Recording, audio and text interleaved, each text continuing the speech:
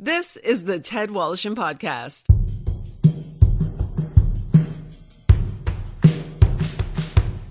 Brought to you by Halenda's, the meat people. Enjoy their award-winning products at selected Metro, Sobeys, Fortino's, and Foodland locations. Halenda's, the way sausage should taste. And Tom's Place. For the finest in men's clothing at unbeatable prices, it's Tom's Place at 190 Baldwin in the heart of Kensington Market. Tom's Place will suit you. And now, here's Ted Woloshyn.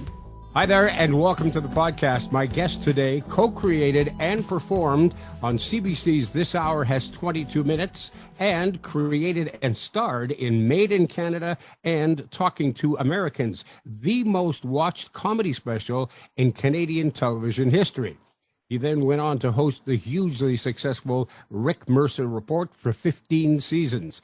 In 2014, he was appointed an Officer of the Order of Canada, and in 2019, he received a Governor General's Performing Arts Lifetime Artistic Achievement. Welcome, Rick Mercer. You know, I have to admit, Rick, that I was somewhat surprised that you've written a memoir, because from what I've read, what I've heard, you pretty much keep to yourself. You're not extroverted in that sense. You're certainly not a braggart, and you're still a young man. So a memoir, to me, I thought, well, that's really interesting.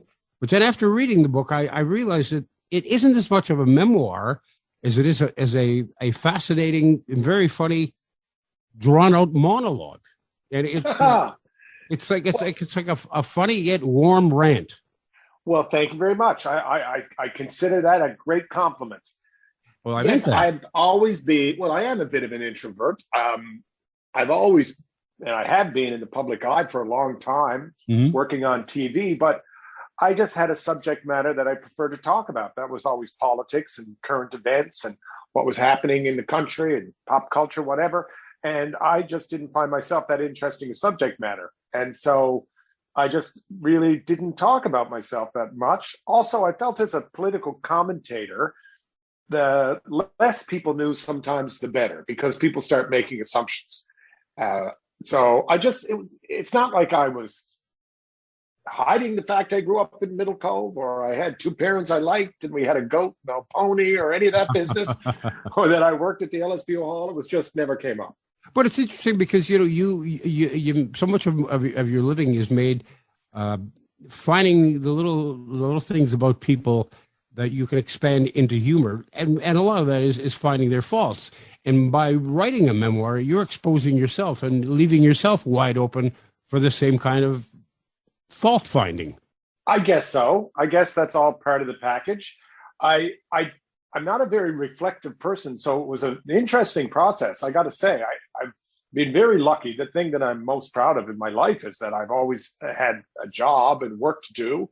And so that kept me busy and moving forward on to the next project, what have you. So I never really sat around and reflected on much. So it was an interesting exercise. But it was also, I don't know if I would have done it if there wasn't a pandemic or not. I honestly can't tell you. Uh-huh. You weren't much for school. It's not that you didn't like school itself and the students, but you weren't much of a student. No. And in retrospect, you look back and you regret that you didn't take advantage of an education. Oh, sure. It's a big regret of mine for a couple of reasons. One, well, I just didn't figure out how to do it. And it didn't interest me, but really that shouldn't have made a difference, because since then I've certainly, put my nose to the grindstone and done things that don't particularly interest me. Mm-hmm. I tell you one thing, when you're a terrible student and you're not doing your assignments and you're missing a lot of school and you're falling behind, there's a constant level of anxiety that goes with that. You're constantly treading water. You're having the nightmare and you don't know what day it is and the assignment's not done. And of course, the assignment's not done. And it would have just been so much easier if I just buckled down and did the work. And quite frankly, in hindsight, I don't think it is a lot of work. Is it a lot of work to do well in grade 8? I don't necessarily think so. But it certainly seemed like a lot of work at the time. Yeah. And I should point out that I was a terrible student, but it's not like there was any excuse. I grew up in a nice house. I had parents who believed in education. I I didn't have a learning disability. I mean, there was nothing really, nothing I could point at and go, well, I struggled because of A, B, or C. But when you look back at the years you spent in high school, 4 years in high school, back when I went, it was 5, but I was here in Ontario. For you in the East Coast, it was 4 years. Was the one person that you met the most important person at that point in your life? Would that have been Lois Brown? Oh, absolutely. She was the drama teacher. And I often wonder what would have happened if she wasn't there, because I joined the drama club. I didn't necessarily want to be an actor. Actually, I didn't think about that at all. I was drawn to it. And I can't help but think what would have happened if like almost every other school in North America, if there was a drama teacher that was mostly concerned with doing musicals or classical theater, I might have lasted 5 minutes.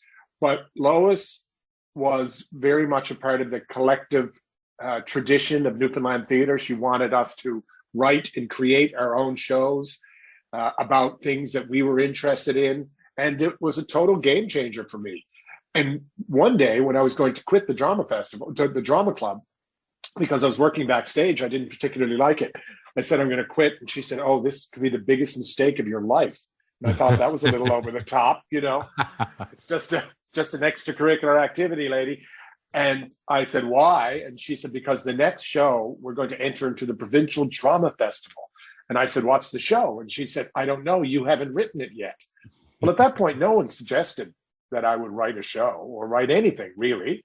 And so I stuck around, and she assembled this group of kids, half of whom I would think today would just be justifiably called at risk. And we created our own show. It had a punk band. We made fun of other schools. We were pushing the boundaries of taste. The jokes were pretty good. And it was the most exhilarating thing I was ever involved in. And everything was different after that. That's all I ever did after that, was write jokes and try to get on stage and tell them. It's quite ironic when you think that you've created this terrific career in television, and yet you grew up in television was something that you saw for maybe an hour or two a week. Your dad referred to it as the idiot box. Yeah, my parents are wonderful, wonderful people, and they're tremendous parents. But as young newlyweds, they got this foolish notion in their head that they wouldn't have a television until in the house with children until they could afford a piano. Well, my parents, they didn't make any money anyway. And, they had to build a bungalow, and they had 3 kids. There was no money. So it took them a long time to save for that piano. Eventually, someone took pity on us. A friend of my father's had a used television store and gifted us with a black and white. Dad wasn't very impressed. And so their rule was, you could watch 1 or 2 shows a week, and you all had to agree on shows. I mean, it's not like they're completely against it, but that was their views on television, and they didn't think much of it. And of course, I became obsessed and made it my life's work. He called it the idiot box, and your reaction was, when I grow up, I want to be an idiot. That's exactly it. There was a show in Newfoundland called The Wonderful Grand Band. This is back when the CBC not only did regional programming, but sometimes shows just for a province. And the Wonderful Grand Band had a super group of Newfoundland musicians and 2 comedians, Tommy Sexton and Greg Malone. Right. And they created this whole world where Tommy and Greg played the groupies and the managers and the school principals, and this whole world. They were comedians. They played all the different characters, and the band acted a little bit. And it was the biggest show in Newfoundland. And it dominated. It dominated. So the biggest stars weren't on Dallas. They weren't on Knots Landing. They were these Newfoundlanders. And to me, it was the most exciting thing ever. I just couldn't believe that this was happening in my hometown. And I didn't think, that should be me up there. But I just thought, can you imagine people go to work and do this? And I think when Yvon Fitzon ran CBC television in Toronto, he actually played the Wonderful Grand Band on Toronto television. Yeah, he put it on, and the show was purely made for a Newfoundland audience, and he put it on at midnight. And of course, Yvon eventually became a champion of Codco, and that was the comedy troupe that Tommy and Greg were part of, and Yvon put it on national television. But I guess it's no different than, yourself. we all grew up listening to radio, but I know people who grew up listening to radio and dreaming of being in radio and thinking there's no greater thing in the world. And imagine some people going to work in a radio station. And it doesn't even mean that they had to be the one talking into the microphone, but anything at all to do with it. What a gift that would be. And that's kind of the way I felt about television. Didn't you say that the ones who grew up obsessed with television usually turned out to be directors? Well, the ones who it was their only friend. That's right. Yeah. So your first foray into performing came via a performance group called Corey and Wade's Playhouse. Yeah. So when we did that show in high school for the drama festival, and we went off to Gander and took part in the provincial drama festival, my buddy and I, he was in the show, we wrote a comedy sketch together, and we started doing it for all the kids that were at this drama club, at this drama festival. And then we decided, well, we should start a comedy troupe. And when we finish high school, we'll move to Toronto. And apparently you do a show at the Rivoli, and Lorne Michaels comes and sees it, and then you get a TV show. That's the way it works. And just like that. So we started a comedy troupe with two other folks, Ashley Billard and Christine Taylor. And we started doing our own shows at the Ellisview Hall downtown. We kind of left high school behind, and lots of kids came out to the shows, and then we started playing bars. And for the next 2 years, we were a going concern. We were like, when you go into a town and there's like a hot rock band that all the kids are going to see, that's what we were like, except we were a comedy troupe. We could sell out any bar. It was really exciting. Yeah, and at one point, I guess while this was all happening, you had applied for a debit card, which were brand new at the time at the bank, and you were refused. And you got pretty pissed off about it. And somebody suggested that you turn it into part of the presentation, theatrical presentation, and really that's where your first rant was born. Yeah. Well, I came in and I was just so angry about this newfangled debit cards that you could get. They wouldn't give me one. And Andrew Younghusband said, we should put that in the show. But there was no sketch. There was no funny hat. There was no costume or anything. So I just did this rant about the banks called I Hate the Banks. And it was the first rant. And then a friend of mine at the time, Alison Zosky, was working at CBC Radio, and she was from Toronto, but she was doing like a summer stint at radio, and she invited me in to record it for the CBC, and I did, and it was my first rant. And the CBC didn't air that one, but it kind of lit the fuse, and I was like, oh, I could start coming in here and doing rants. And so I was washing dishes, and there was this guy who worked at CBC Radio, and I heard he was in charge of who does commentaries on the morning show. And I'd be washing the dishes, and everyone would have to come in and walk past me. Every time this guy, Glenn Tilley, would walk past me, I'd say, what do you got that Rex Murphy on doing commentaries for? How old is he anyway? He must be like 100. Of course, Rex was probably 45 at the time, and I was 17 or 18. And my boss would be like, stop badgering the customers. You can't tell them how to do their job. And I'm like, no one's listening to that guy. And eventually he gave me a shot. And they started airing these commentaries, and they became the rants. And the rants led to your first one-man show called Rick Mercer's Show Me the Button, I'll Push It, or Charles Lynch Must Die. Now, there's two things about that title that are quite fascinating. Well, three, I mean, if you consider there's violence involved. The fact that your name was in front of the title because you appeared at the National Arts Centre in Ottawa, not the main part of the theater, but an extension of the Arts Centre. Yeah. And at that point in Canada, nobody's name appeared above the title. No, it just wasn't done. But my partner, Gerald Lunds, was the director and the producer. And we're still partners to this day. I mean, we live together. I mean, that way, some business partners and life partners.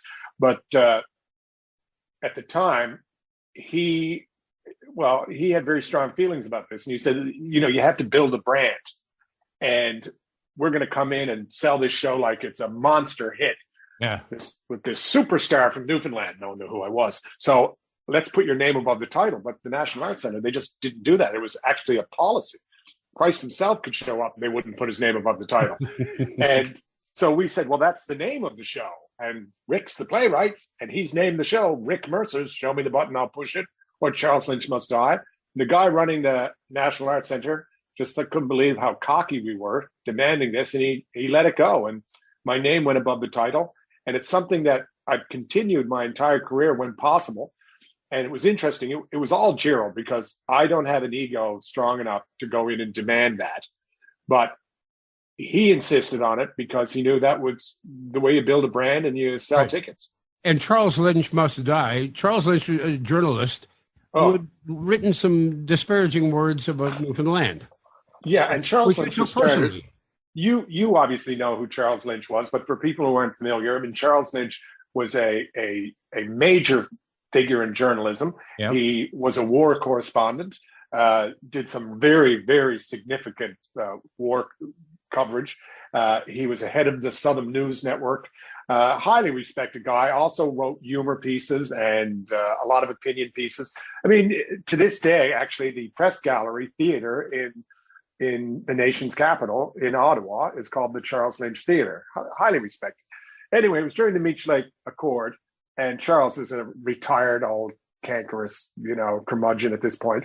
And my show is about the Meech Lake Accord, and he writes this column that says, "Oh, if push comes to shove, let's face it, in this Confederation of Canada, if it came down to Quebec or Newfoundland, this is a no-brainer, because Newfoundland's a basket case. You just get rid of them, because Quebec is far more important."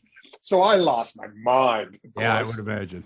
Being an angry young man, Charles's tongue was in his cheek, but I didn't see that at the time. I was just beside myself. Everyone in Newfoundland was. And so we called the show Charles Lynch Must Die, which is outrageous. That's how angry a young man I was. But Charles did me a favor. He took the ball and ran with it. He wrote another column going, "There's a show in the nation's capital," it was in all the papers, called Charles Lynch Must Die. I am the Solomon Rushdie of Newfoundland, and Rick Mercer is the Ayatollah, and he's put a fatwa in my head. Well, the hell with him. I'm going to be front row center on opening night.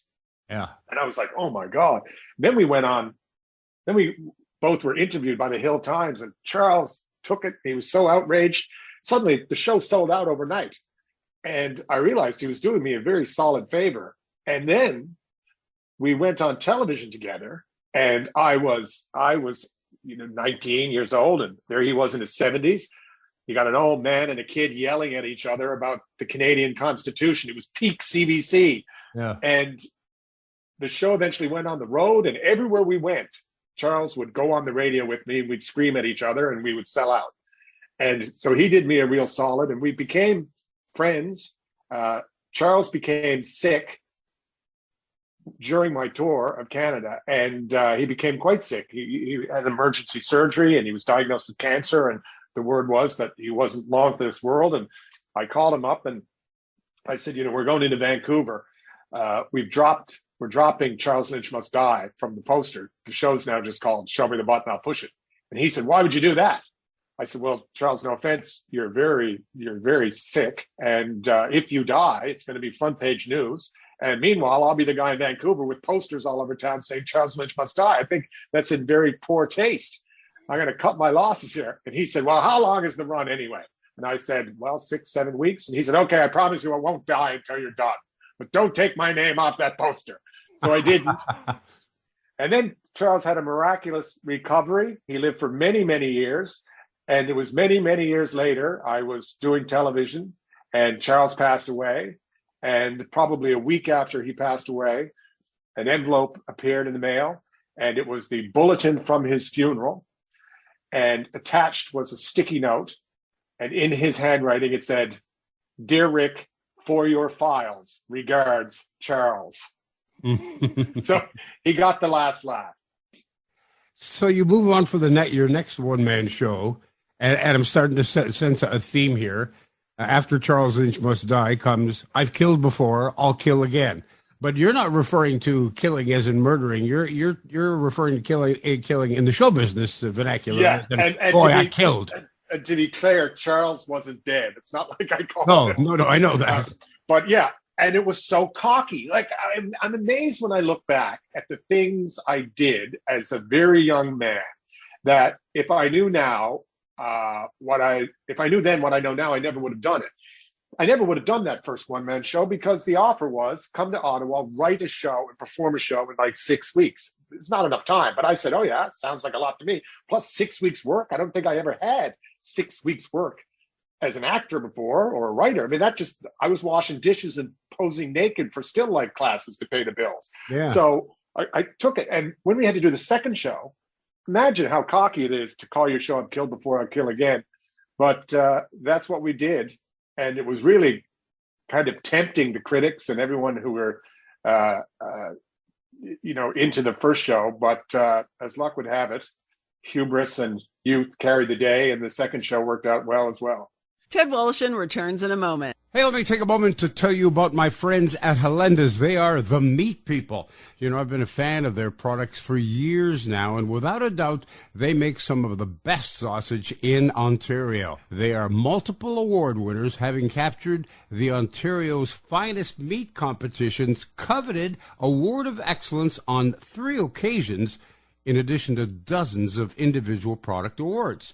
Helenda's has also received the Grand Champion ribbon at the past 2 Royal Winter Fair's ready-to-eat meat snack competitions.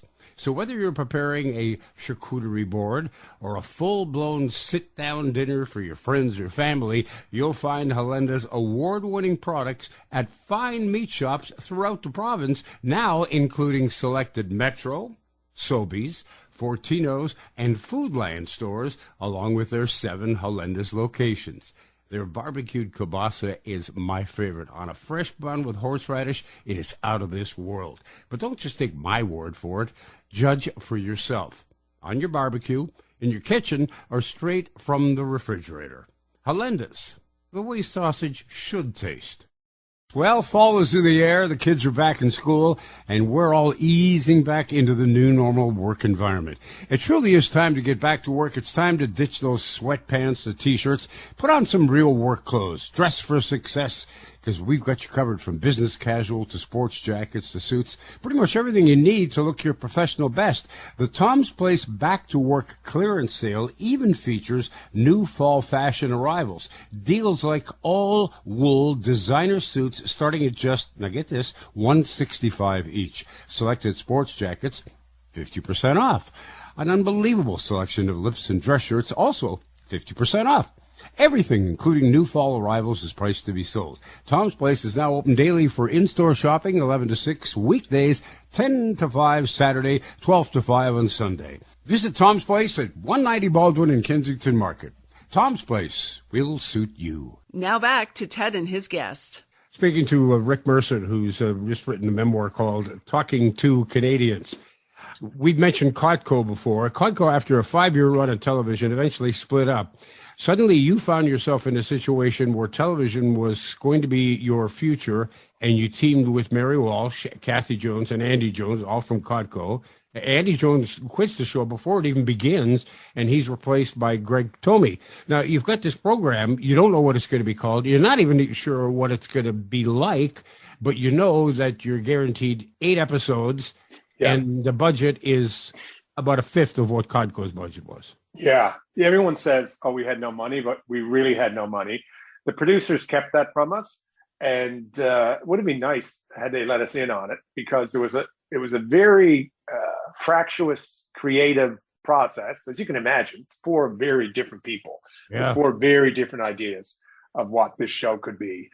All I wanted was a news desk. And other people didn't want a news desk, or there could be a news desk, but they didn't want it to be all about a news desk. Eventually, I won the day, not because I had the best idea. It was all they could afford. They couldn't afford anything else. Right. So I won the day. The budget dictated the fact that the show could only have a news desk. And for the longest time during the creative process, I really thought the show wasn't going to work. I just thought there's too many competing visions and just too many things were going to go wrong. And this is why I pitched really hard the rant, me doing a 1-minute, 30-second commentary directly to camera, no edit points, no costume, just me to camera. And the producers went for it, not because they were sold on the idea as great television, but because it was the cheapest 90 seconds in probably Canadian television history. It was just dirt cheap. And as opposed to all the other members of your cast who are always doing some sort of a character, you appeared as yourself doing these rants. But by the same token, you weren't allowed to use Rick Mercer, your name. You had to be a character called J.B. Dixon, who's loosely named after J.D. Roberts. Guy. That was one of the battles I lost, but I can't say I went to the wall. I remember being so shocked. It's like, finally, okay, we're going to have a news desk. We're all going to sit at the news desk, and we're going to do stories and interview people. And then someone said, what's your name going to be? And I was like, what do you mean? What's my name going to be? My name is Rick Mercer. They were like, oh, no. And people just have different views. You got Kathy Jones and Mary Walsh, two great character comedians. Yeah. They inhabit characters. That's where they're the most comfortable. So they just thought, of course, if they're going to sit at a news desk, they're going to create a comic character that will deliver the news. It wouldn't occur to them to appear as themselves. And so I lost that battle. But the people who own the TV show were adamant that you could never use your real name. And I didn't really realize that until a couple of years later when I just started slipping it in, and they would edit it out. And it was a very strange hill for them to die on, but it was a deal breaker, and it took a very long time until I could use my name. It took until Talking to Americans. So Talking to Americans, we were doing inside of the show. The show was called This Hour Has 22 Minutes. For those not old enough to remember, loosely based, the title at least, on a show called This Hour Has 7 Days. Yeah. And the whole point was it was very topical. It was about the week. But then I just stumbled upon this piece called Talking to Americans. It became such a huge hit. Oh, yeah. So one day when I was in Washington, I would always start off and say, welcome to, and then Talking to Americans. And this time I said, I'm Rick Mercer, and this is Talking to Americans. And when it played back in the studio, I don't think anyone in the audience knows, but the people who own the company that owned the show, they certainly noticed, and they had my name removed, and words were said to the effect of, you'll never use your name on this show. It's J.B. Dixon or nothing. And so it became nothing. I just refused to ever say J.B. Dixon. But then when Talking to Americans became more and more popular, and then eventually there was a talk of an hour-long network special, Gerald had one demand only, and it's Rick Mercer's Talking to Americans, and name above the title, and he says it in the opening comments. And so after that, the barrier was broken, and I could use my own name on the show. Talking to Americans, you film segments in Washington, you film segments at Harvard University, you filmed in Little Rock, the home of soon-to-be President Bill Clinton. And you would set up scenarios and ask Americans to comment on Canadian news items, one of which was the summit, the Benmergui-Clinton summit, telling people that our prime minister was Ben Mergui. Of course, he took the name from Ralph Benmergui, who was doing a late-night talk show on CBC television at the time, and people would comment on that. And you shot outside or in front of Mount Rushmore and told people that Canada owned the plutonium rights in Mount Rushmore, and in order to find out whether it was worth anything, they had to drill through the heads of the presidents to check the quality of the plutonium. People bought it. They always bought it. But they didn't even really get pissed off. They were thinking like, well, if you have to do this, can you do it from the back so that won't? Well, that's what shocked me about that. No one said, no, you can't drill into the president's heads. And no one said, who in the God's name sold the mining rights to Mount Rushmore to the Canadians? They just accepted that. That was their commitment to the almighty dollar, and drill, baby, drill. I mean, they're willing to drill into the heads. They're willing to drill in Alaska. It was so much fun because this doesn't happen very often. I'm on a hit show, you can imagine, and suddenly I stumble upon this thing that there's just this insane appetite for. It's kind of like SCTV was a hit TV show, and then the boys did a sketch that was an afterthought that was half improv called Bob and Doug McKenzie that was making fun of CanCon rules, and they just banged it off and kind of came up with every hackneyed Canadian stereotype they can imagine. and Canadians loved it. And from then on, as a kid, all we cared about was, is Bob and Doug going to be on this week's episode of SCTV? And that's what Talking to Americans was like. Suddenly, there was a huge demand for it. It was super popular. It wasn't that hard. It was really, truly exciting. But did you not feel a little bit of remorse, though? Because, I mean, you're painting Americans to be stupid, or not stupid, but at least ignorant when it comes to their knowledge of Canada. And I think we all believe that growing up. You know, it's the old people showing up at the border with skis in July. Sure. That thing. In your book, you said, quote, I felt it was a tad unsportsmanlike. It wasn't shooting fish in a barrel. It was more throwing dynamite in a shallow pool. All I had to do was stand there with a net and scoop them up as they floated to the surface. Well, and I felt terrible too, because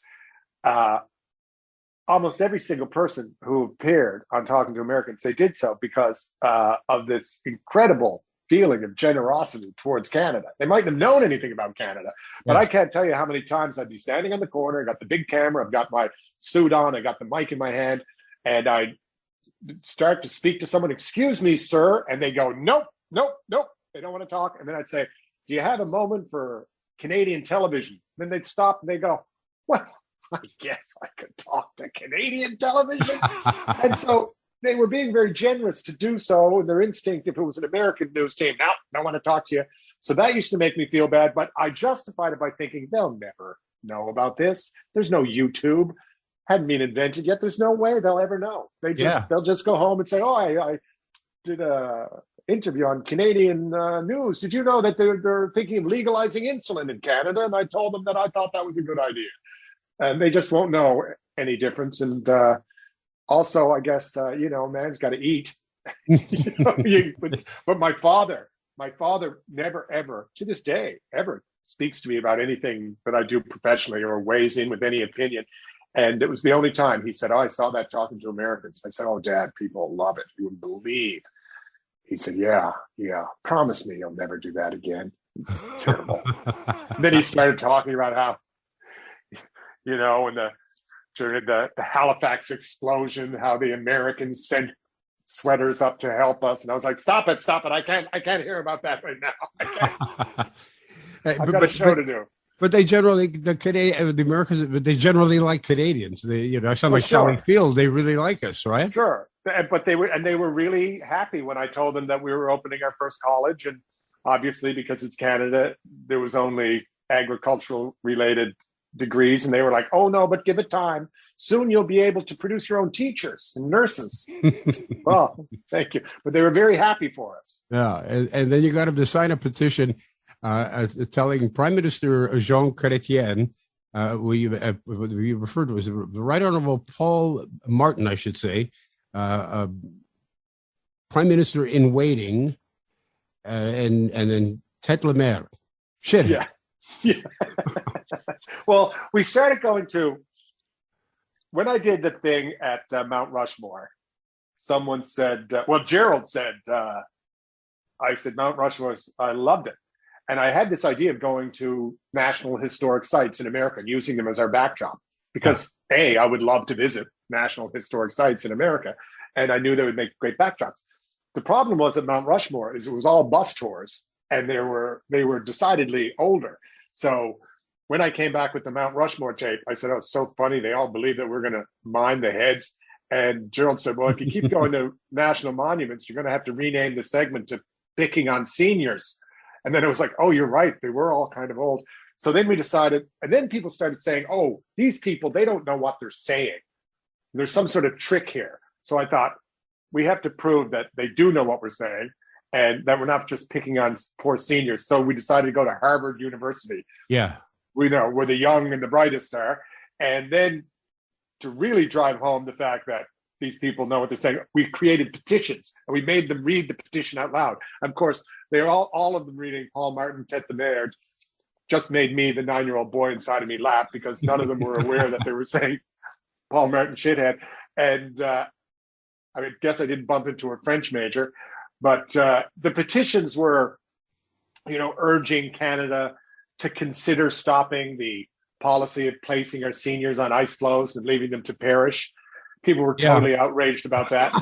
But no one said, why don't you ban it? They just wanted us to reconsider the policy. And we had the Saskatchewan seal hunt and the Toronto polar bear hunt, and people decrying it as a terrible environmental crime against humanity and stuff like that. It was great fun. And the university students were so strident, they would just line up. They would literally line up. And then as soon as one person signed the petition, they just step out of the way, and the next one would come in and take the petition and read it out and sign it with great indignity. Well, I'm speaking with Rick Mercer. His memoir is called Talking to Canadians. We talk about your Talking to Americans special, just to give people an idea how popular it was. This hour had 22 minutes, was pulling in about 1 million and a half viewers, I think, somewhere around there. And when you debuted Talking to Americans, you got a phone call. You were in Jamaica. Slako Klemke, who's head of English programming from CBC, calls and said you clocked in at 2.7 million viewers. Yeah. That's outstanding. Well, we didn't know that was even possible. Yeah. Like it's not the Grey Cup. Yeah, exactly. I remember Gerald said that's Game 5 Stanley Cup numbers. He said, well, not a Canadian team in the series, but still, it's Game 5. Yeah. But it was that big a number. That's how popular it was. Yeah, it was astounding. It was astounding. It was so much fun. And then the special got a whole whack of nominations. And then 9/11 happened. And suddenly the joke didn't seem that funny anymore. And we pulled all the nominations. It would have been fine probably to keep them, but I didn't need any statues. My career was underway. And then we made the further decision to, much to Slako's chagrin and everyone else's, to not do the segment again and not do another special. I mean, because it's TV, you pull in 2.7 million on April Fools. Yeah. Hey, next April Fools, do another one. Yeah, of course. And do it for the rest of your life, maybe. And I just made the decision that it was threatening to become the thing and the only thing that I was known for. So we just stopped. Is it true that you suggested to Slako or asked him if you could actually host the national one night? Oh yeah. Well, that was just that was years later, and and you know, I had a very good relationship with the CBC at the time, and you know, I never asked them for any favors, but I'm pretty sure I could, you know, they would do whatever they were in the Rick Mercer business. I was in the CBC business, and we were talking one time, and Slako was like, "What would you like to do next? What would you like to do next?" And I leaned in and I said, "Listen, some Sunday night in the summer when no one's paying attention, let me read the National." And he looked at me, and I thought, maybe this just might happen. He said, "That is never going to happen." Yeah. Solid no, hard no. Yeah. And I can only imagine if Slako had to call management and say, "By the way, on Sunday night, Mercer's going to be reading the National." Yeah. Let me talk about your lunch with Jean Chrétien. He's a prime minister at the time. Yeah. You invite him to lunch at Harvey's. Now, I'm wondering, Gerald, on your behalf, would have approached his people, at which point they probably would have said, "Are you insane? Why would the prime minister go and have lunch with Rick Mercer at Harvey's?" Well, I will say this. It's the news producer of This Hour's 22 Minutes was a fellow by the name of Jeff Dion. And Jeff Dion left a news career. He ran the Supper Hour News in Halifax and went to work with me and Kathy and Greg and Mary in creating this show. And he was in charge of all those things. So it wasn't Gerald. Gerald was the creative side, but Jeff was the newsman. So Jeff would have called Hartley and said, you know, will Chrétien come on the show? Chrétien had appeared on the show at that point with Mark Delahunty in his office, probably a 20-minute shoot. And they said, well, we'll think about it. And then Jeff started pitching it that, well, this is going to take more time. And we want the prime minister to go and meet Rick at a Harvey's on the outskirts of Ottawa. And yes, they thought we were completely crazy because people go to the prime minister. The prime minister doesn't go to them. You know, captains of industry go to Ottawa and go into his office. They don't, you know, the prime minister doesn't go down to Bay Street and walk into the Bank of Nova Scotia, goes the other way. So, but I had this notion because people had told me that Chrétien liked the Harveys. But I'd heard that Chrétien, when he would work late On the way home, he'd have his car go through the drive-thru at Harvey's. He'd get a hamburger, a milkshake, and a fries. And then I had also heard that Aline Chrétien caught him one night. And she was like, how many days a week are you eating the burgers and fries at 11:30 at night? She finds out a lot. So she put the kibosh on it. No more, right? Bad for your heart or whatever. So I thought, I'm going to call him up. I'll ask him to come to Harvey's with me. And he'll say yes, just because it's a chance to eat Harvey's. And when the wife finds out, he'll say, I had to, it was work. Because that's what guys are like. And they came back to me and they said, yes, the Prime Minister will meet you at Harvey's. And I was saying, see, I'm a genius. This is how much the guy loves a burger. And it was budget day, of all things. And you'd think the Prime Minister would be busy on budget day, biggest day in the parliamentary calendar. But no, off he went and met me that morning at Harvey's. But before we started the shoot, there was 2 burgers on the table and 2 milkshakes. And they passed me a burger and they passed Chrétien a burger, and his photographer was there. And he lay down on the floor with the camera and he said, okay, eat the burgers. So we both started eating the burgers, and the photographer takes like 50 photos, runs out of the restaurant, gets in a little Honda Civic and drives away. And Chrétien puts down the burger and says, okay, what do you want to do? And we do this big shoot with him. And he was so funny. It was ridiculous. His comic timing was impeccable. It was like doing a sketch with Eugene Levy or something. And so the next day, it's the day after Budget Day. And the day after Budget Day in Canada, the one thing you can be assured of is every newspaper in the country, no matter what, is going to have a picture of the finance minister delivering the budget, because it's the finance minister's day, right? It's not the prime minister's day. And the finance minister of the day was Paul Martin. And his nemesis. There was a lot of tension between Paul Martin and Chrétien. And this was Martin's big day, because this was the day he was announcing that they had slain the deficit. And anyway, the next day we woke up. Half the papers in the country had pictures of me and Chrétien goofing around at Harvey's with eating burgers. And I realized Chrétien didn't go to Harvey's with me because it was a good idea or he wanted to be on the show. He wanted to knock Paul Martin off the front page of as many newspapers as he could. So he had this goofy picture of him with the comedian eating burgers. And that was a real lesson in how things really work. So even though we got a great piece out of it, I was completely manipulated by the PMO. You move on from This Hour Has 22 Minutes to a sitcom that you and Gerald put together called Made in Canada, but it's a sitcom. Yeah. It's something that unlike it's not like anything you'd done in the past. No, it was scripted. It was a half-hour scripted sitcom. I played a character. We had no business. We didn't know what we were doing. To this day, we laugh sometimes about the mistakes we made on that show. It was a great learning experience. I got to work with so many. We always brought in a guest star. So many great Canadian actors that I got to work with. It was exhilarating. Scripted is a lot of work, way more work than 22 minutes, way more work than the Mercer Report. But we did 65 episodes. We had a real rough start out of the gate. People really didn't like the show, the first 6, but Slocko gave us a chance to reinvent it for the second season. God love him. And we did, and the numbers came up, and it survived and did very well. And we sold it all over the world, and it was a good run. I guess we probably ran 4 or 5 years, something like that. Yeah. Christmas in Kabul with Tom Cochrane. Yeah. Is a fascinating story. First of all, you go to Kabul. Did you have any idea of how dangerous it really was going to be?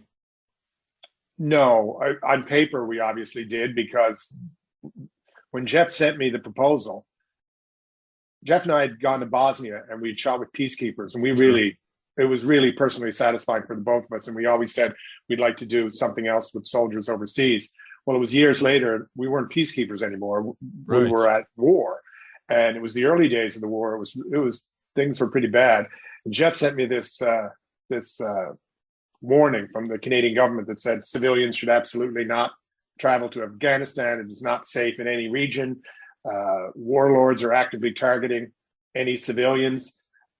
There's suicide bombings. There's, these types of things happening. Just do not go.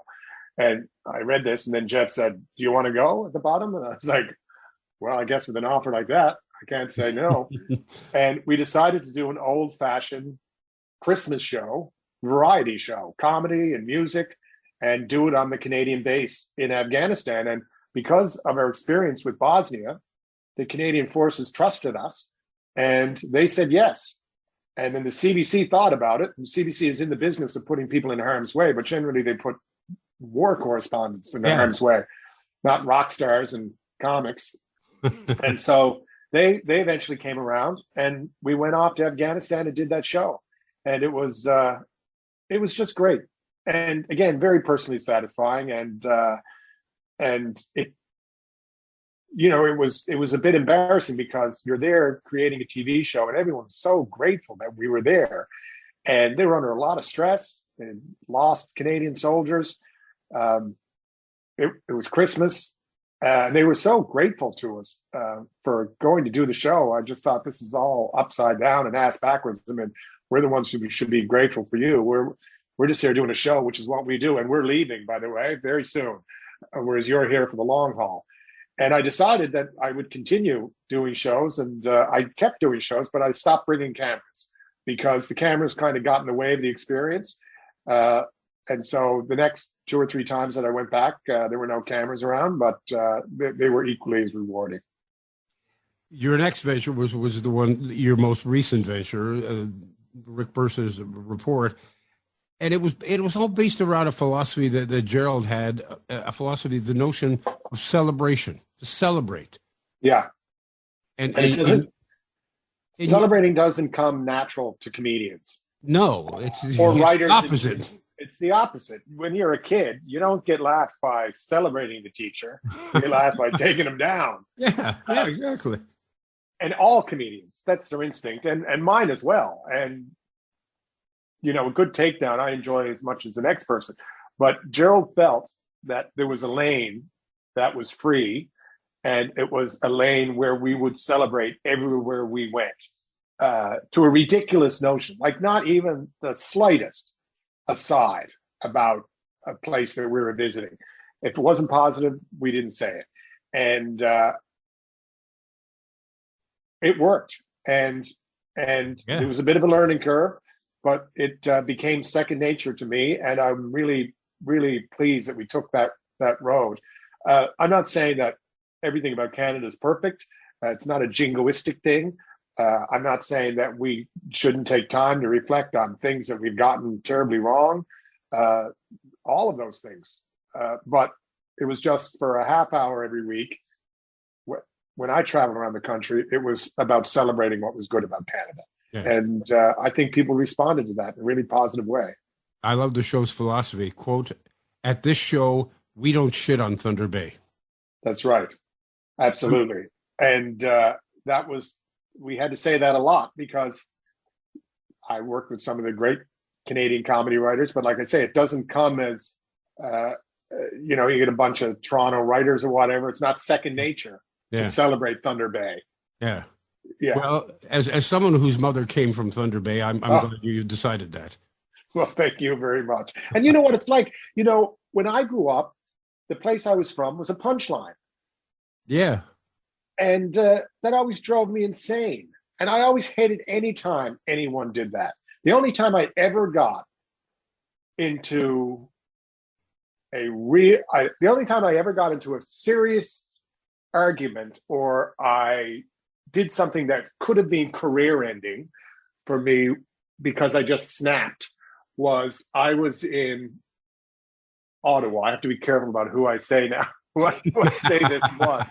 But anyway, the person that I was putting a microphone on is a very powerful individual who, quite frankly, could have made our lives miserable when it came to shooting in Ottawa or anyways, that type of person.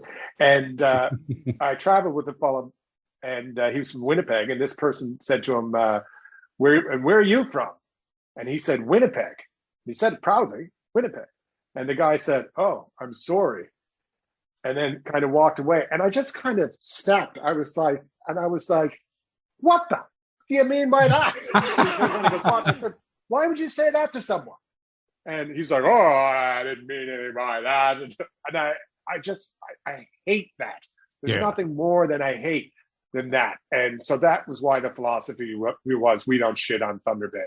If we go to Thunder Bay, it's because it's the greatest place on earth. And same goes for Winnipeg and New Brunswick, anywhere in New Brunswick. I mean, that's just the way it is.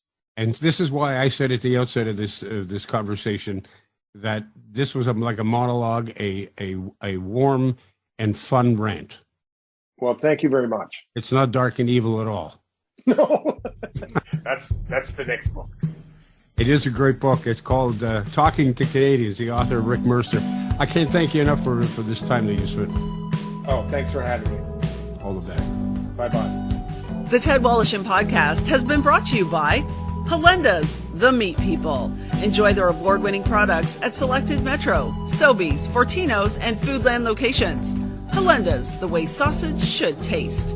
And Tom's Place. For the finest in men's clothing at unbeatable prices, it's Tom's Place at 190 Baldwin in the heart of Kensington Market. Tom's Place will suit you. The Ted Woloshyn podcast is produced by Joey Roselli. Technical production by Paul Gatt. Music by Bike Thieves. I'm Becky Coles. Submit your questions and comments to ted@twmedia.ca.